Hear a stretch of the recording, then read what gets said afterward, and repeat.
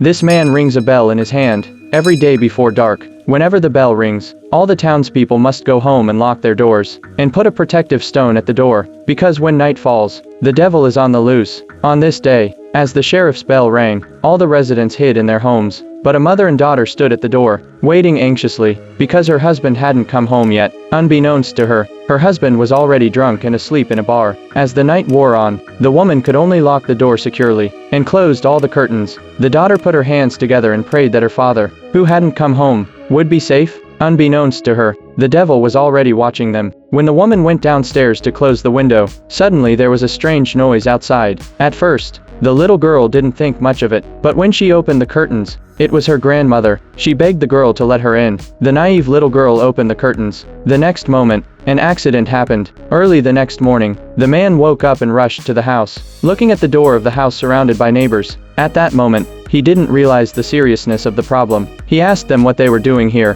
When the sheriff saw him, he told him why he hadn't nailed the windows shut. When the sheriff dragged him to the house, he was instantly dumbfounded, though he fell to his knees in regret. But there's no such thing as regret. He could only accept it with sadness.